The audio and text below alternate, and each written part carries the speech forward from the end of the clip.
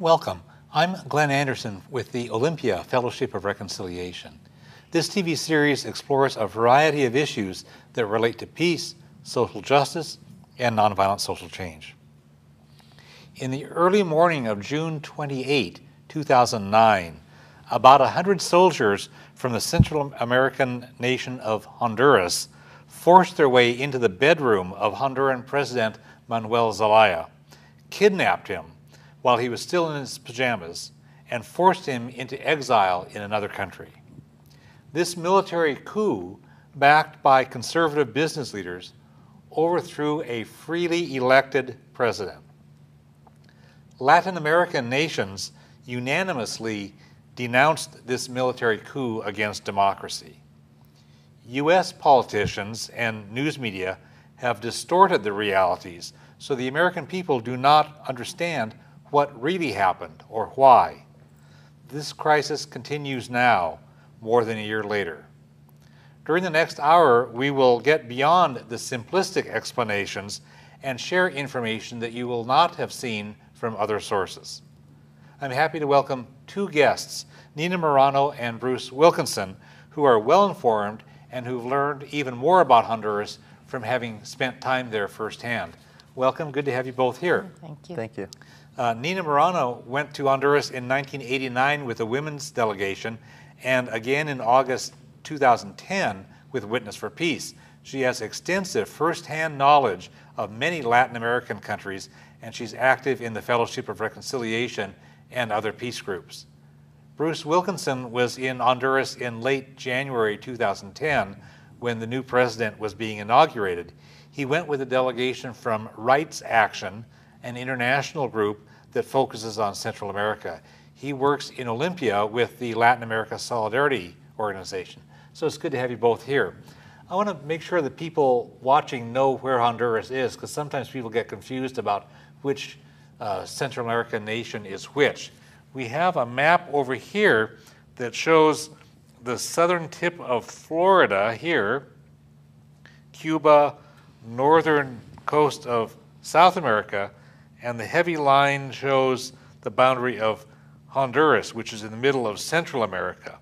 Let me pull that aside and you can see the boundaries here. It's got the Caribbean actually north of it and has borders with Guatemala and Nicaragua and El Salvador and the Pacific coast out here.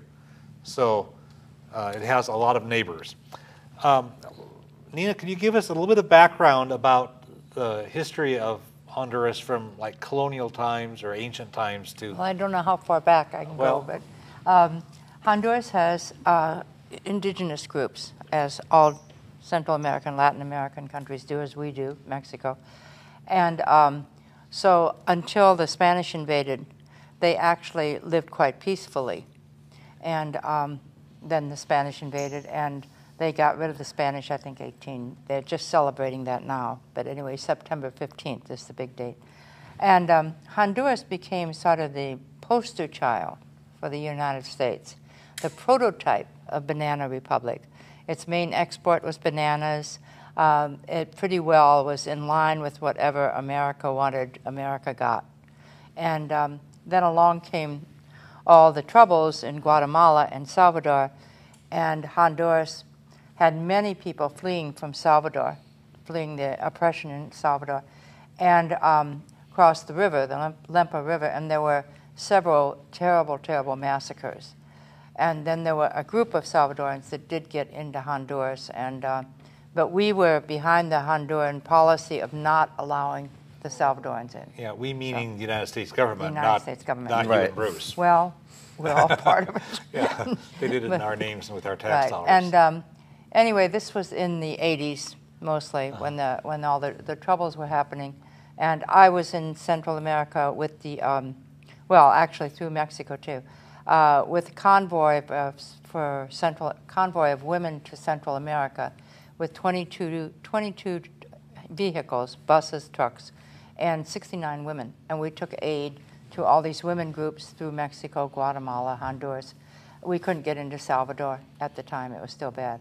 And ended up in Nicaragua. And so we were in Honduras and met with Honduran women at that time. They actually rescued us from the Honduran soldiers that were with us in our vehicles with their M16s.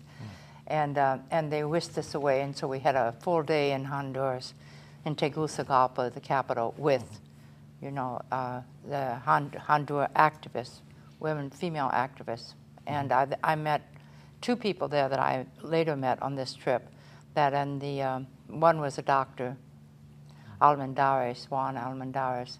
And I don't know whether you did you meet him? Yeah. Yeah. A very, very vocal, very, very learned man. And anyway, so that's my history in Honduras. And the fact that I mentioned that it was, we were driving, I drove a little bus, a 19-person bus through, and saw some kids along the road that had orange hair. And I thought, oh dear, the Americans have been here, you know, and I thought that, you know, but it turned out that a nurse on the trip said, no, they have orange hair because they have a lack of protein in their diet. Yeah. And evidently, you lose something in your hair and it turns orange when you lack total protein. And they had. So that was my introduction to Honduras. That and roadways that we would be driving along and suddenly the road would disappear and you would be on the roadbed. So I immediately understood the poverty, just, you know, like that.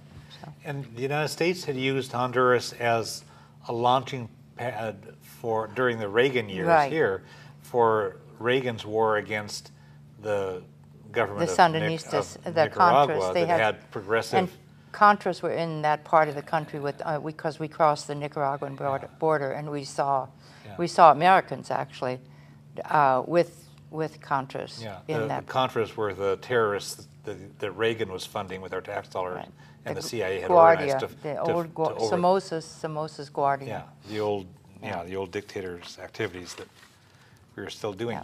Well, Honduras had a difficult struggle and finally emerged with a democracy, and they had this election in 2005 that was free and fair election, and they elected a guy named Manuel Zelaya to be president.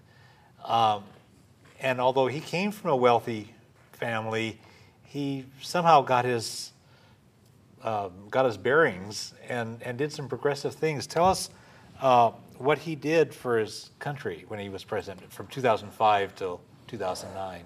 Well, Zelaya was part of the two-party system that they have in Honduras, you know, and both parties are controlled by the elites. This is like a country where the elites control both parties, and they switch back and forth. And Zelaya was just going to be one more president like that. He's part of the Liberal Party, which was like the slightly more progressive party, I guess. You could call it progressive at all, which it isn't. And and you know, he was just known. He was kind of like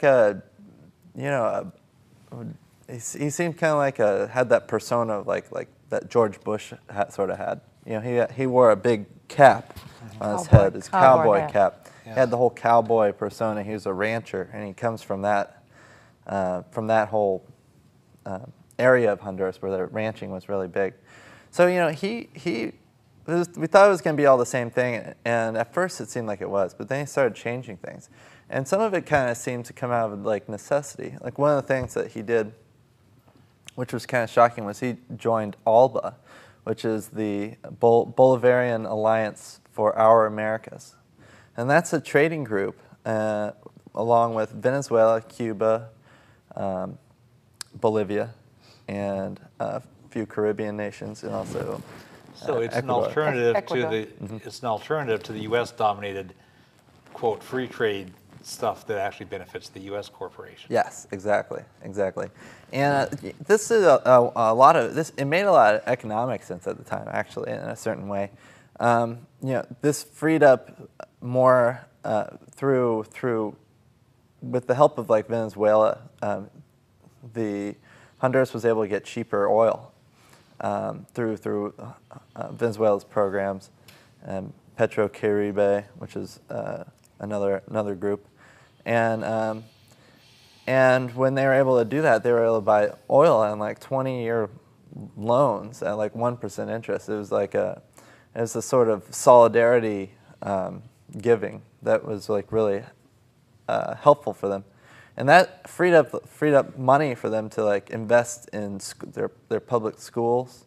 They were also able to help with other things, like another program that was put into place was they were given like cattle, and were able to raise a calf for each family, and once you birth the calf, you pass the cow on to the next family, who then was able to raise another calf. It was an interesting program. So they had lots of interesting programs like that going along. And right before, in around January of 2009, he increased minimum wage by 60%. And that was just a big affront to the powers that be, so to speak. You know, they would not put up with that. But you know, Zelaya, who at the time was working on under this whole, he was becoming part of like this whole group of Latin American voices that were saying, you know, things have changed. You know, we're not going to accept this sort of situation anymore, where like the U.S. dominates our economy, it tells us what to do, and instead, you know, they were like, you know, we need to develop as a society. We need to educate our people. We need to raise the standard of living for all people, and we need to decrease the massive amount of poverty. And there was an incredible amount of poverty in Honduras, and there still is. Tell us about the coup then that happened in 2009, end of June of 2009. There were some issues floating around about trying to update the Constitution and stuff, and we'll talk about that in a moment. But tell us about the coup, and then we'll get into the background behind it. What actually happened on June 28 and those next few days? Well, they came in and they took him out of his, what you said, in his pajamas, and took him up to a base called Palmarola, where there are 500 American soldiers for drug interdiction. Honduras is quite the drug route through Central America, particularly in the northern part of the country, and they flew him out, and he almost got back in a little bit later, and then he did get back in, and then he was in the Brazilian embassy, and they did all sorts of things. They had music outside the Brazilian embassy. And this would be the Honduran, the coup government of Honduras. The coup government was harassing the Brazilian. And just doing all sorts of things, and then there was a whole thing that we set up with Costa Rica, that he was going to talk to Michelete, who was the guy who had planned the coup, and anyway, and that didn't go anyplace. Though Zelaya was very amenable, but Michelete said he was, but then he wasn't, and they were just stalling for time until the elections, when Zelaya would have stepped down, because under Honduran law, you can only serve one term. Right. And so they complained that they said, well, they had to get rid of him because he wanted to be president for life, and which was not true. And he simply wanted to have a constituent assembly. This was only to have people come together and talk about changing the Constitution, which had not been changed, and it was so much a military thing that the military actually deliver the vote boxes in Honduras, and they pick up the vote. I mean, so they have a lot of power. And they were just voting, the people were voting, and it was the day that they took him out that was the day of the vote. Right. You know. So the vote that you're talking about right here is a vote about whether it would be a good idea to have just to have a constituent, not so to change it, just to meet. And the news media accounts that I kept hearing and seeing from the U.S. confused that stuff. They repeated this. He wants to be president for life. He wanted to change the Constitution. Claim, which is not true. And the Constitution had been there since 1982, and it was grossly out of date. And there had been quite a number of amendments, reforms, fixes, and more needed to be done. And so he was looking at whether the public would support the idea of creating. Right. People were very excited about it. They were very excited. What we would call in this country constitutional convention, and they called a different name. Yeah, there was. I mean, it was a pretty straightforward vote that was going to happen. It was more like a poll. They were polling public opinion polling more than what we think of as like an election vote. Right, it was a non-binding referendum on whether or not in the November, and this is June, whether or not the people thought that in November there should be another vote as to whether or not to have a constitutional assembly. And that would be a time. And then if the people voted for that and then voted in November to have a constitutional assembly, then they'd have to have elections again for people to be part of the constitutional assembly. And so this was like a long process that takes a lot of years of change. But you know, the Constitution of Honduras was made in 1982, and it came out of, that was right when Honduras stopped being a military dictatorship and came into quote-unquote democracy. And the Honduran military didn't immediately give away its power at that time. You know, it was a long process over several decades. And it was really kind of like when Zelaya took power was a lot different than when Zelaya was starting off. It was finally at the point where like the military was no longer running all the different affairs of the country. They had finally given over political power to a government. And this was also because of economics. You understand, there's a free trade section in Honduras, in San Pedro Sula, the second largest city. And these are the maquilas. Okay, it's like what the United States has along the Mexican border. Exactly, and that's where Gap, and just a whole list. I mean, if you look in your tags, you know, a lot of your clothes are going to have been made by very young women, 12, 13, 14, because there's no age thing, in San Pedro Sula. Okay. Well, that's where Kathy, you know, in the 90s, the Kathy Lee Gifford scandal. Oh, yes. That was about Honduras. She had child labor in Honduras making her line of designer clothing. Okay. So when the coup happened, and it's a military coup, and so they kidnapped him, they hauled him out of the country, the Congress picked the head of Congress, Micheletti, to be the interim president. And how did the rest of Latin America respond to this? Well, they thought they had gotten rid of that happening in Latin America. It was the first coup in, I don't know, since the 90s. You know, a long time. There had been real progress toward democracy. There had been real progress. Guatemala always had a little, you know, well, maybe, you know, but there had not been a coup for quite a long time, since the 80s, actually. And then suddenly, woo! And so the OAS, the Organization of American States. The Organization of American States, which is not just Central America, but also Latin America, and also Canada and the United States are in the Organization of American States. And they voted to expel Honduras. Honduras was out because they had done this illegal action. And you want me to go on about that? Well, tell us a bit more. It was just like a worldwide condemnation. Absolutely. United Nations General Assembly, everybody, overwhelmingly by acclamation, they passed the thing saying this is illegitimate. We don't accept that. That's not acceptable.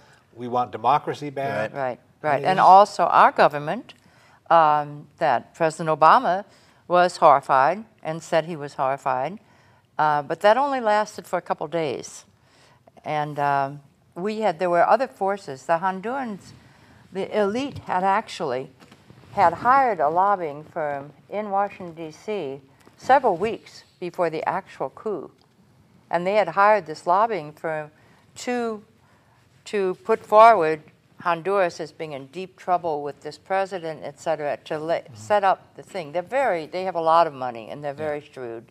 And they know America. They travel a lot here. And, you know, it's It's the 10, how many families did you say? Oh, about 10 or a dozen families, controlling families. And they intermarry, and then the businessmen come in, and they make a lot of money. And but let's not hit around the bush on this. You know, the U.S. knew that this was happening and allowed it to happen. People call this Obama's first coup since he's been in power. You know, and then maybe that's a little unfair because there's the people that were in the positions of power in Latin America and as far as U.S. appointed positions were all people that were selected under Bush, and they were holdovers. But nonetheless, this happened, and you know, a coup doesn't happen in the Western Hemisphere without the U.S. knowing about it. It won't happen. And if the U.S. wanted to reverse this coup, at any point in time, the U.S. could have done it, and that still remains true to today. You know, if the U.S. had really condemned the coup, then the U.S. could have immediately stopped it and reversed it and put Zelaya back in power. It would have taken one call, and the political will from all over the world was there.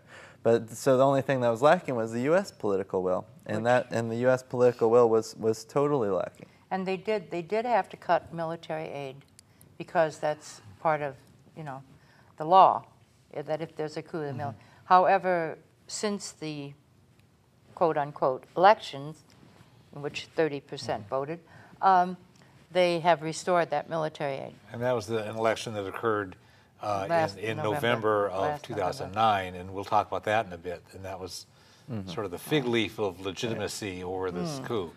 So how did the U.S. press, the mainstream U.S. press, how did they report these goings-on at the time of the coup and since? Well, that this man was very radical, Zelaya, because he had doings with Hugo Chavez of Venezuela, who was the demon of the American press, or the Latin American demon of the American press, and he was unduly influenced by him, which was really not necessarily, wasn't true. However, they did have an arrangement with Alba and Petrocaribe for the oil, and the people were very excited about that, and they were very excited to join the mainstream of Latin America and of Central America, and to feel that they were being brought in to things finally, and but this was reported by the press as I mean, Chavez has become sort of the Castro of Central America of Latin America. So if you get along with Chavez, then you get it's guilt by association kind of thing. They made this demon. Right. Except actually, everybody's getting along with Chavez now, except maybe Peru.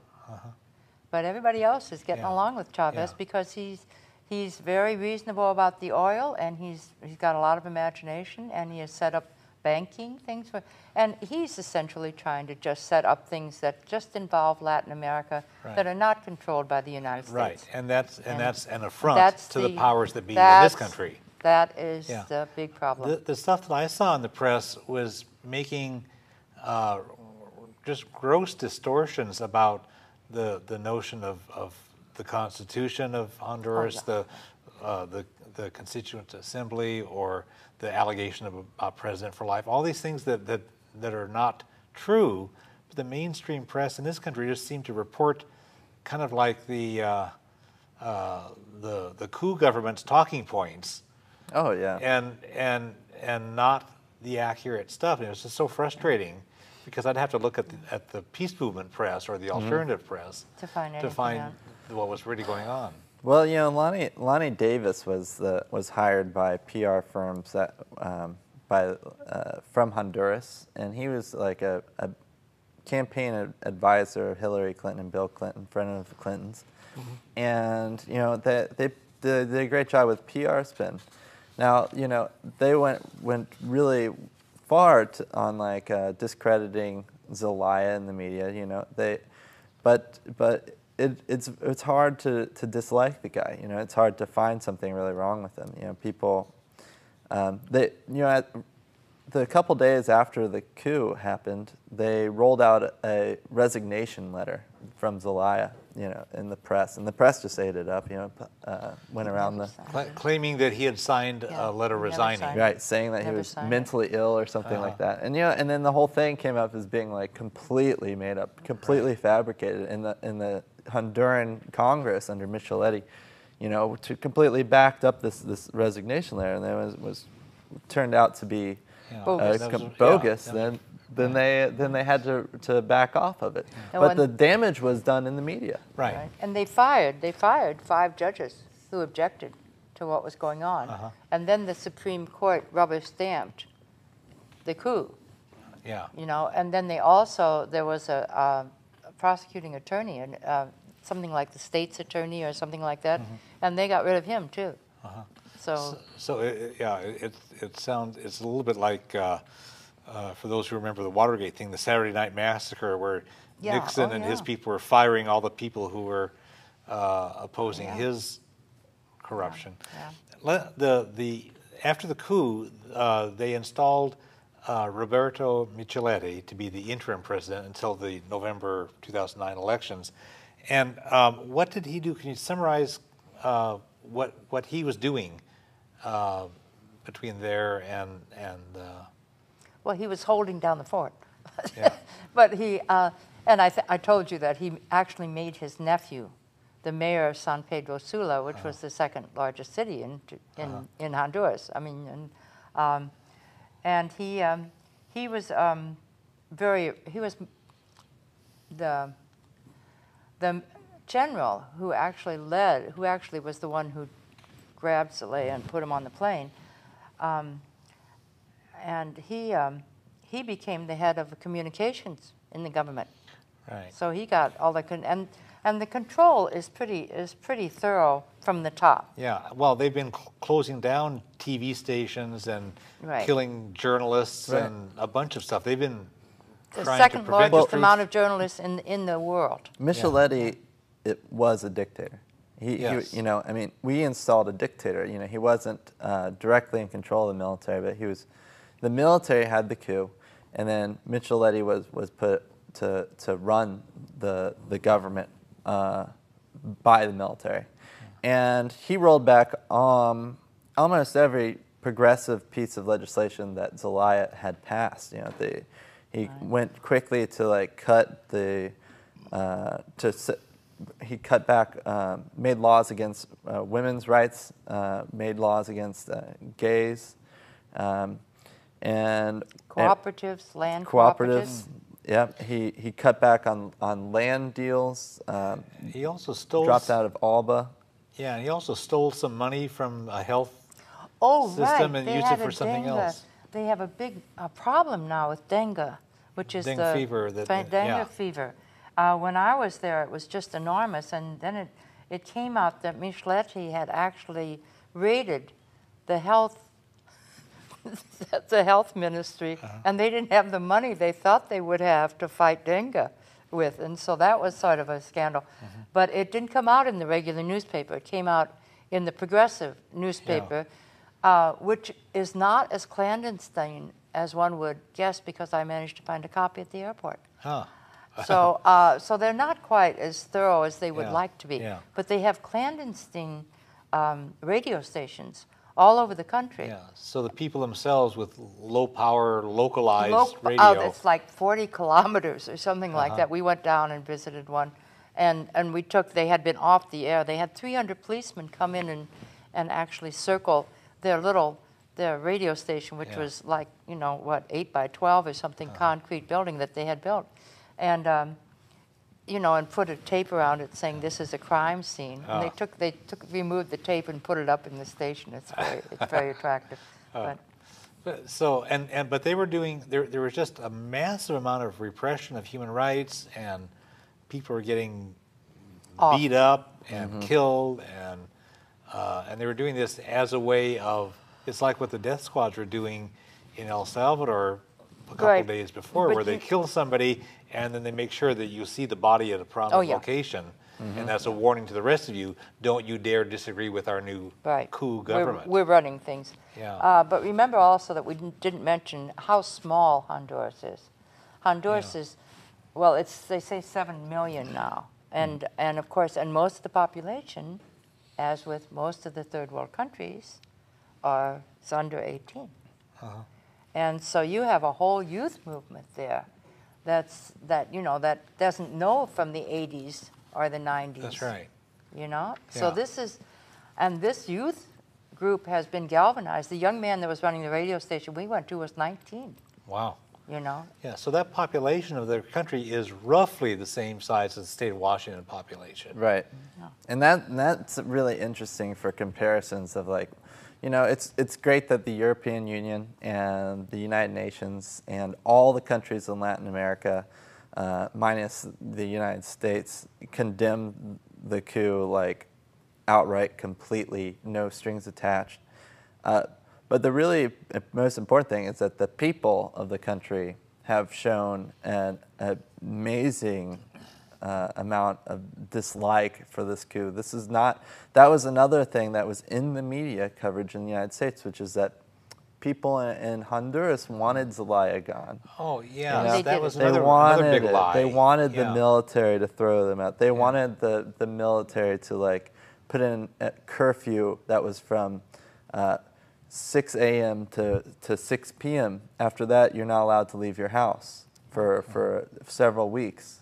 You know, they wanted, you know, that's what the newspaper would tell the people in the United States, when exactly the opposite. Hundreds of thousands of people were taken to the streets. There was huge worker strikes. Massive amounts of workers went on strike. And all this wasn't really reported with the sort of like emphasis in the United States media, if it was covered at all. It was covered as like, this is the minority group, these are the outcasts, these are like a small group, agitators. I mean, when I was down there, you know, and this is 8 months after the coup, there was a march that was 200,000 people strong.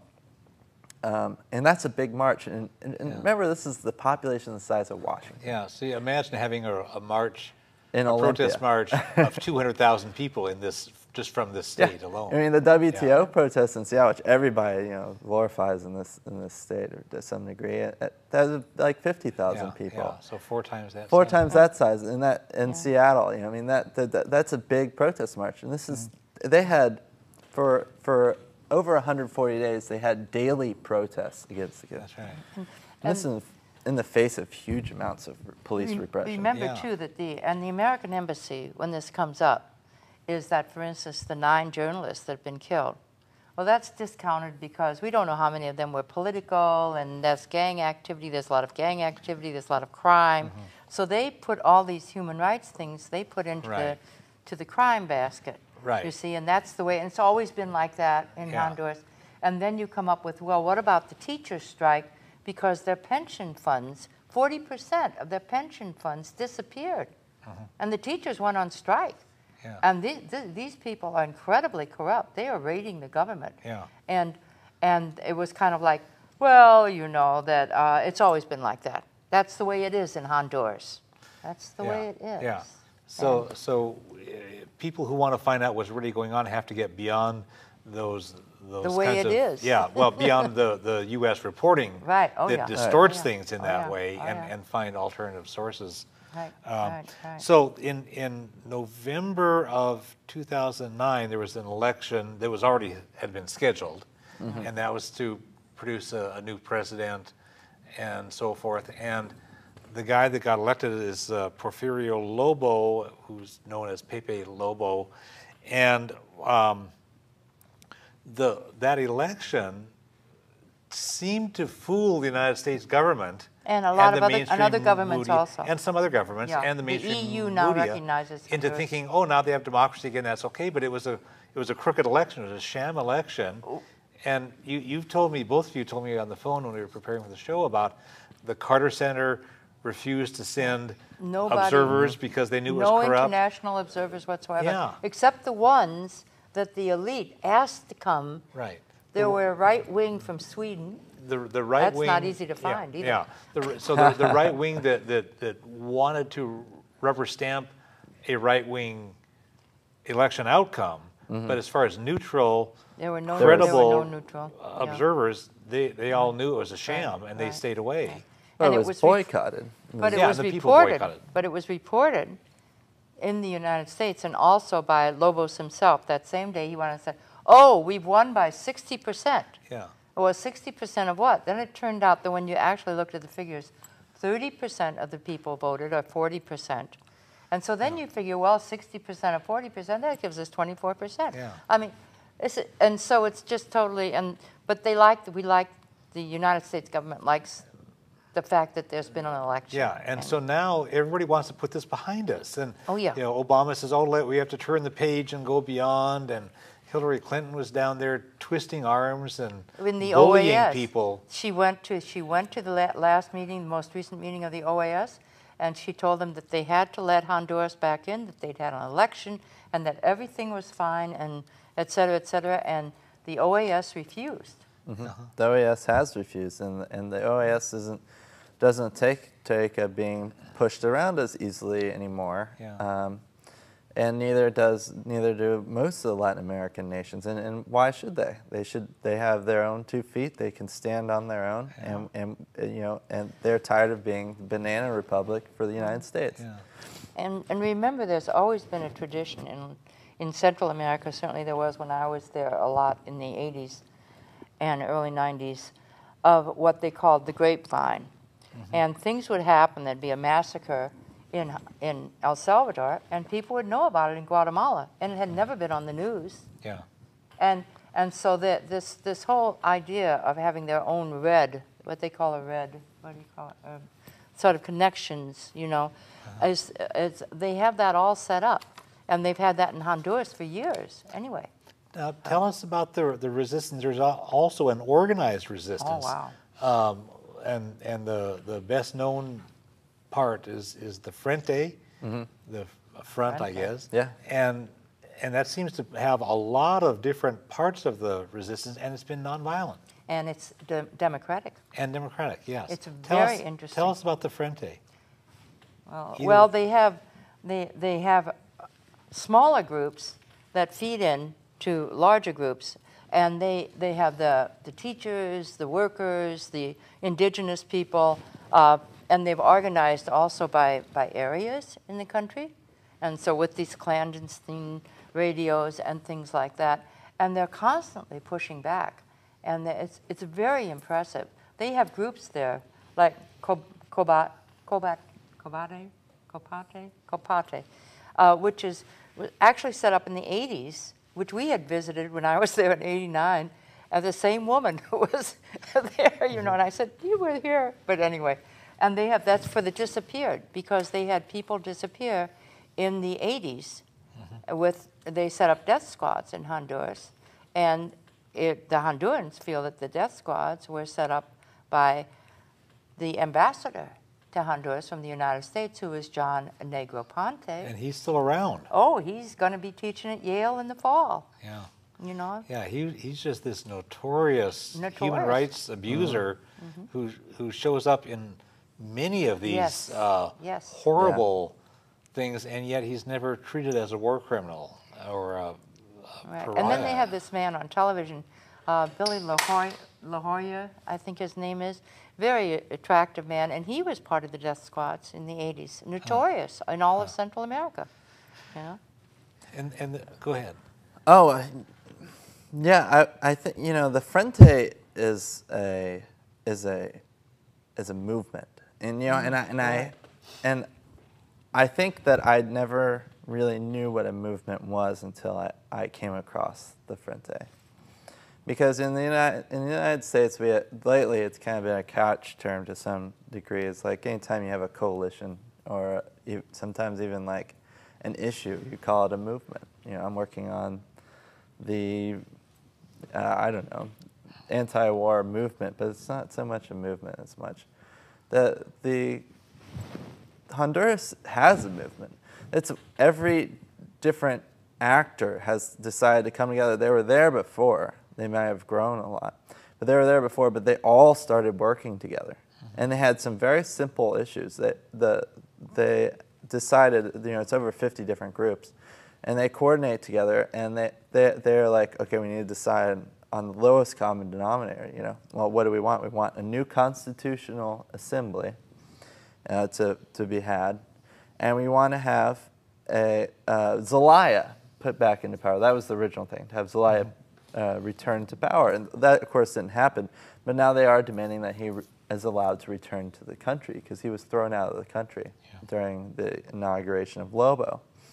And this is like, these are people who are very committed to their cause, and there's millions of them.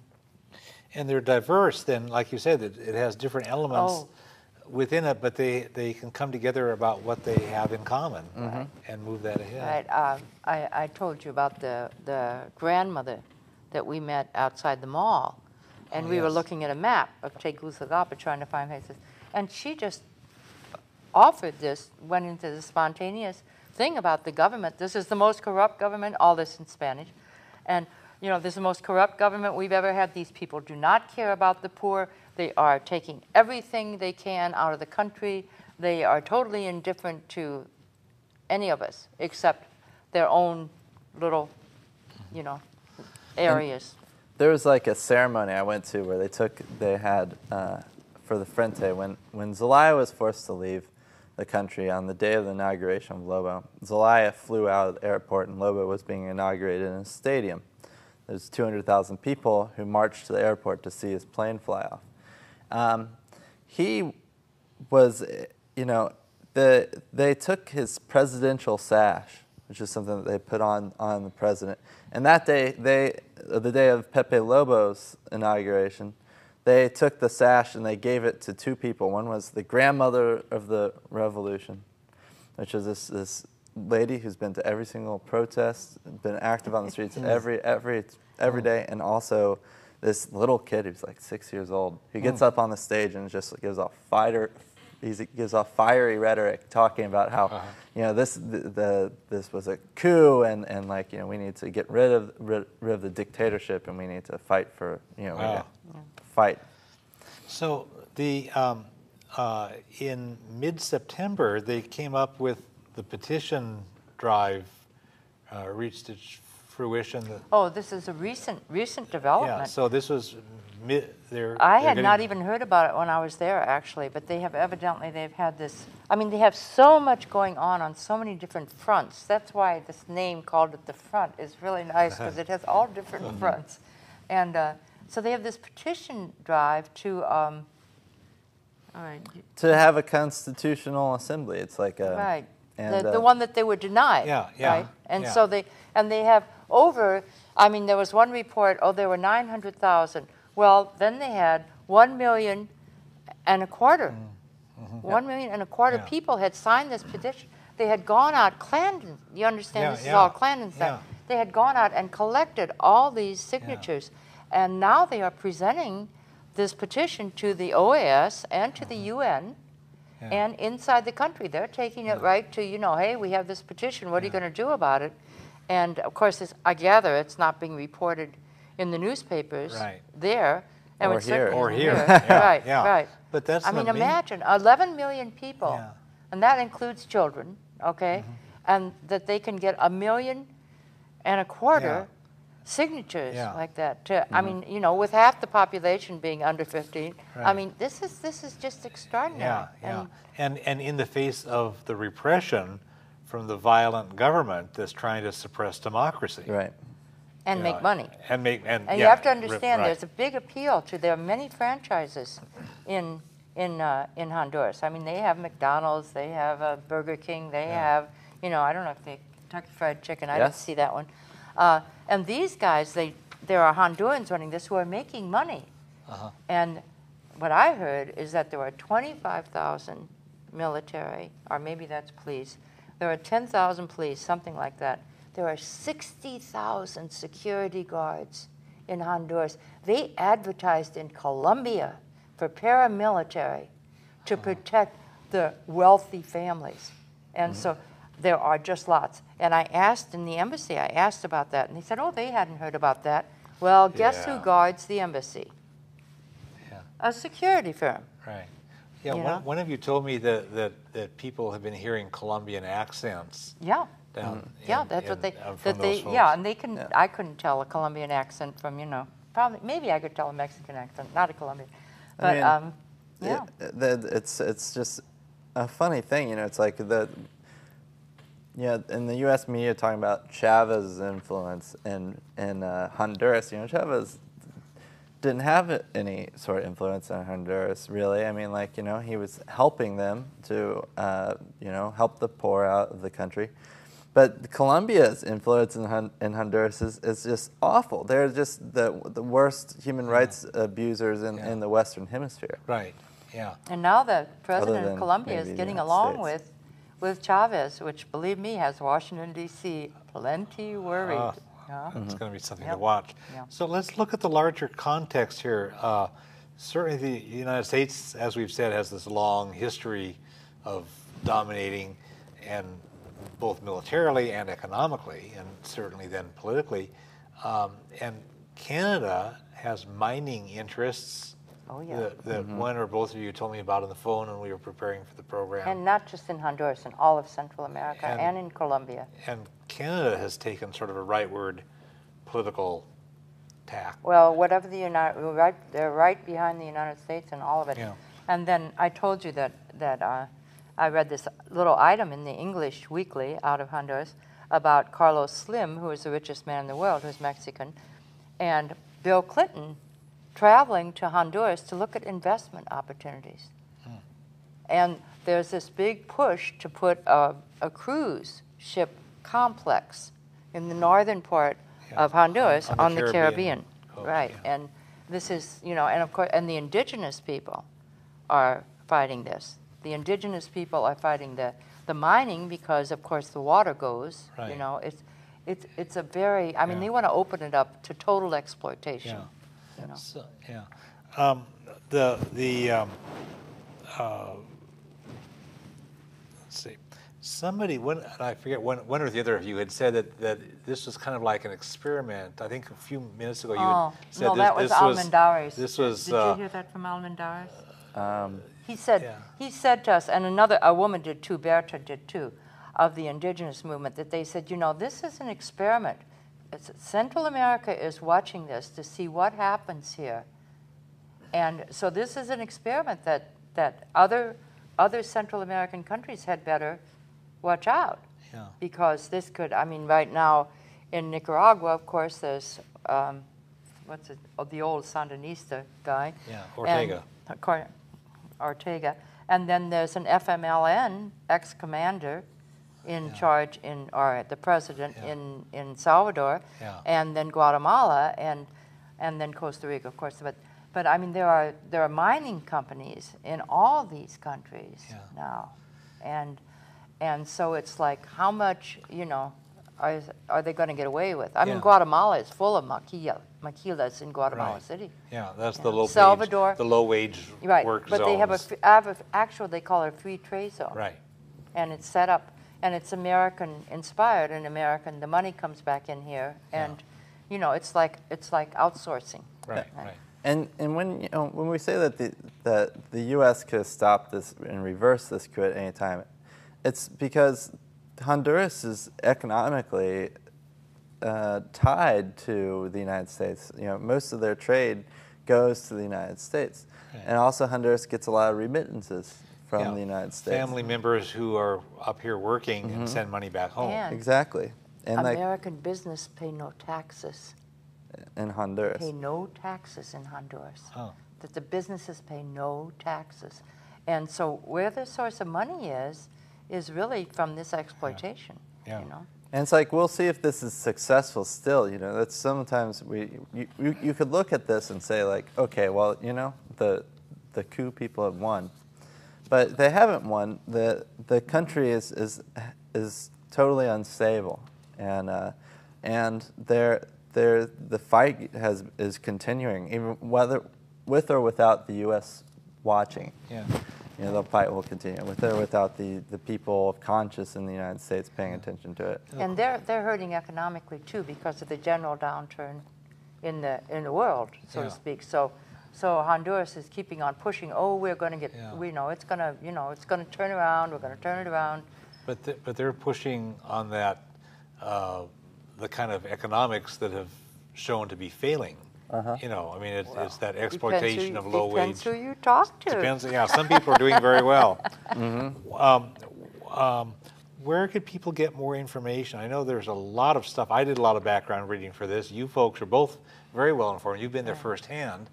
And I know there are organizations that send delegations down there so people can learn firsthand and connect with people. What else would you recommend for people to get informed? Well, I like the website Upside Down World, which is, if you turn the world upside down, then Latin America's at the top. And so that's a wonderful source of news for all of Latin America, but they also have a list at the side of their news with all the countries. So any country you want to find out about, you just hit on that and you can get what's happening.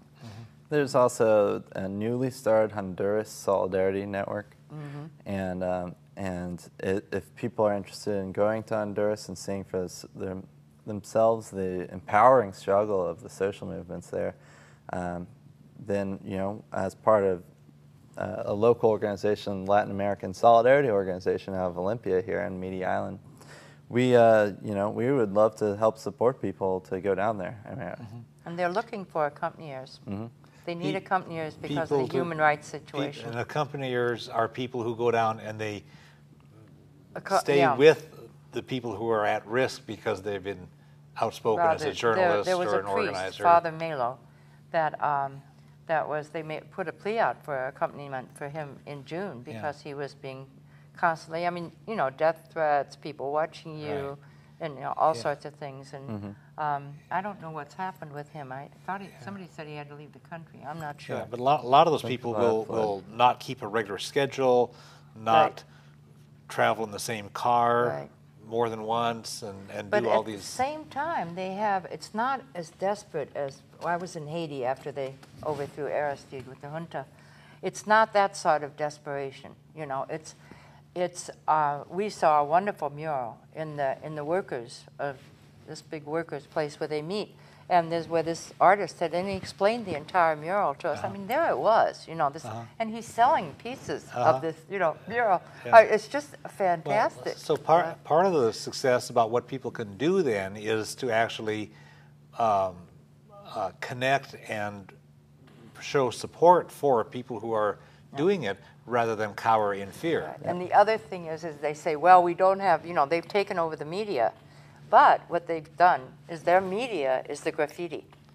And so you drive down the street, and I kept on seeing these buildings being painted, and I thought, wow, Honduras isn't as poor as I remember. And then I realized what they were doing is they were painting over the constant graffiti. Because they would paint it over, and there'd be graffiti there, and you know. And I would check out the Alliance for Global Justice is another good website for it. Information about Honduras. Okay. And we'll have some more websites listed at the end with credits. The Council on Hemispheric Affairs, Witness for Peace, School of the Americas Watch. A lot of these people, a lot of these thugs in the militaries were trained. All five generals in Honduras involved in the coup, particularly the one who took him out. All five of them were trained at School of the Americas. In Fort Benning, Georgia, with our tax dollars. So the United States Army is training thugs and human rights abusers, and we've been doing this in country after country after country, and it's not like an accident. No. That's part of the curriculum. In fact, I remember some years ago it was exposed that that they had, you know, training manuals about how to assassinate local leaders and and things. So it's really something. Could each of you offer a closing thought, and then we'll wrap this thing up? Well, one of the things that strikes you when you come across these people in the frente is that they're not like we are. They're not waiting for it to be given to them. They're going to take it because it belongs to them. Now, they're nonviolent, but they're not giving way. And they're losing people, and they're still there. And this one woman said to me, she said, when you go home, tell people we're still here. Yeah. I really liked that. You know, we're still here. Yeah, I appreciate. One of the things I like about in Central America is people will actually stand up for themselves and stand up for democracy. Here in this country, people say, well, what's going to be politically feasible? And then they scale way back from what we want and say, well, let's see if we can settle for something very modest that's politically feasible. And there the people stand up for what they really want. But remember, for many of them, they have nothing to lose. Yeah. Well, you know, what they have going on Their there lives. is powerful. The movement's very strong, you know, and this is self-funded. These are people, these are mothers, these are children, these are grandmothers, and they all go out there and they work their jobs, they take care of their family, and then they go and do a third job, which is they protest in the streets daily. And like it's a matter of civic duty for them. It's a matter of pride, and you know, it really counteracts all the money that the U.S. gives the right wing people and the coup mongers in And how much money Honduras. the coup people make. Because you know, I mean, when you think about it, there's no amount of money that can like stop motivated people from like committing to change. Great. I want to thank Nina Morano and Bruce Wilkinson. I want to thank all the folks who've been watching the program. In the United States, we say that we support democracy and human rights. We say that we oppose violence, but our government actually provided political support for the violent military coup that overthrew democracy in Honduras and overthrew the democratically elected President Zelaya. And the United States government has been pressuring other countries to pretend that the phony election was a real election and that everything is okay now. This is the old policy that the United States government has been doing for decades. President Obama campaigned for change, but we're getting more of the same old stuff. The American people must absolutely insist upon democracy and human rights for everybody. Don't expect the government to do it. We have to make this happen. We want to thank Nina and Bruce. Thank the folks who've been watching. Beyond this month's topic, if you want information about other aspects of and issues for peace, social justice, and nonviolence, you can contact the Olympia Fellowship of Reconciliation at www.olympiafor.org. We're all one human family. We're all one planet. We can create a better world, but we all have to work at it. And the world needs what you have to offer. Thanks.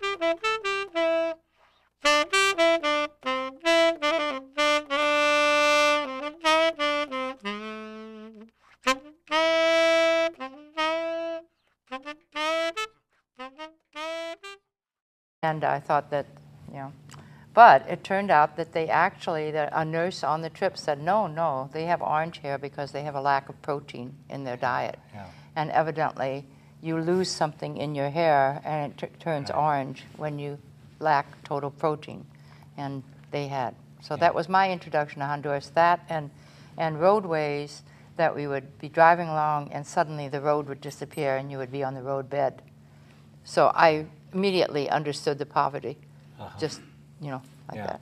So. And the United States had used Honduras as a launching pad for, during the Reagan years here, for Reagan's war against the government the Sandinistas, of the Nicaragua Contras, they had progressive... And Contras were in that part of the country with, because we crossed the Nicaraguan border and we saw Americans actually with Contras in that. The Contras were the terrorists that Reagan was funding with our tax dollars, and the CIA had organized to Somoza's Guardia. Yeah, the old dictator's activities that we were still doing. Yeah. Well, Honduras had a difficult struggle and finally emerged with a democracy, and they had this election in 2005 that was free and fair election, and they elected a guy named Manuel Zelaya to be president. And although he came from a wealthy family, he somehow got his bearings and didn't. And, anyway, this was in the 80s mostly when all the troubles were happening, and I was in Central America with the well, actually through Mexico too, with a convoy convoy of women to Central America, with 22 vehicles, buses, trucks, and 69 women. And we took aid to all these women groups through Mexico, Guatemala, Honduras. We couldn't get into Salvador at the time, it was still bad, and ended up in Nicaragua. And so we were in Honduras and met with Honduran women at that time. They actually rescued us from the Honduran soldiers that were with us in our vehicles with their M16s. And they whisked us away, and so we had a full day in Honduras, in Tegucigalpa, the capital, with, you know, the Honduran activists, female activists. And I met two people there that I later met on this trip. One was a doctor, Almendares, Juan Almendares. And I don't know whether you did you meet him? Yeah. Yeah. A very, very vocal, very, very learned man. And anyway, so that's my history in Honduras. And the fact that I mentioned that it was, we were driving, I drove a little bus, a 19-person bus through, and saw some kids along the road that had orange hair. And I thought, oh dear, the Americans have been here, you know, because... We will get beyond the simplistic explanations and share information that you will not have seen from other sources. I'm happy to welcome two guests, Nina Morano and Bruce Wilkinson, who are well-informed and who've learned even more about Honduras from having spent time there firsthand. Welcome, good to have you both here. Thank you. Thank you. Nina Morano went to Honduras in 1989 with a women's delegation, and again in August 2010 with Witness for Peace. She has extensive first-hand knowledge of many Latin American countries, and she's active in the Fellowship of Reconciliation and other peace groups. Bruce Wilkinson was in Honduras in late January 2010 when the new president was being inaugurated. He went with a delegation from Rights Action, an international group that focuses on Central America.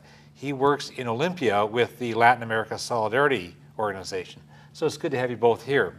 I want to make sure that people watching know where Honduras is, because sometimes people get confused about which Central American nation is which. We have a map over here that shows the southern tip of Florida here, Cuba, northern coast of South America, and the heavy line shows the boundary of Honduras, which is in the middle of Central America. Let me pull that aside and you can see the boundaries here. It's got the Caribbean actually north of it and has borders with Guatemala.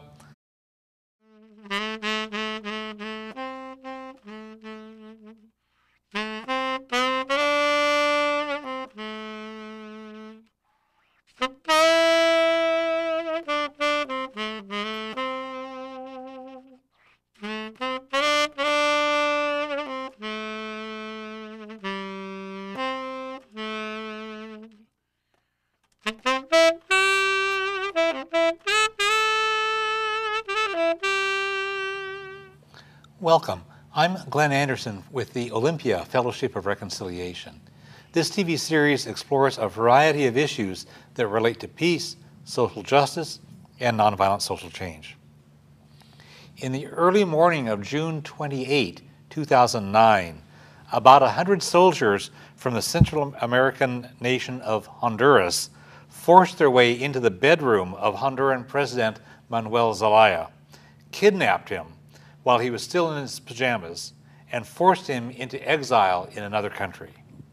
This military coup, backed by conservative business leaders, overthrew a freely elected president. Latin American nations unanimously denounced this military coup against democracy.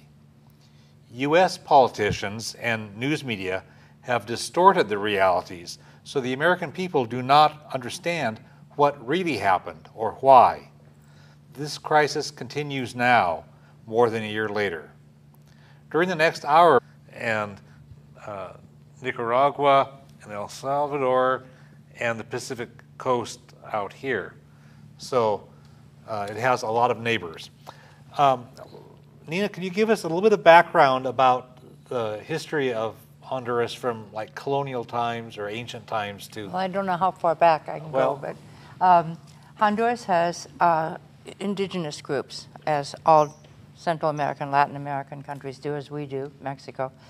And so until the Spanish invaded, they actually lived quite peacefully. And then the Spanish invaded, and they got rid of the Spanish, I think, they're just celebrating that now. But anyway, September 15th is the big date. And Honduras became sort of the poster child for the United States, the prototype of banana republic. Its main export was bananas. It pretty well was in line with whatever America wanted, America got. And then along came all the troubles in Guatemala and Salvador, and Honduras had many people fleeing from Salvador, fleeing the oppression in Salvador, and crossed the river, the Lempa River, and there were several terrible, terrible massacres. And then there were a group of Salvadorans that did get into Honduras, and but we were behind the Honduran policy of not allowing the Salvadorans in. Yeah, we meaning the United States government, the United States government. Not right. you and Bruce. Well, we're all part of it. Yeah, they did it in our names and with our tax dollars.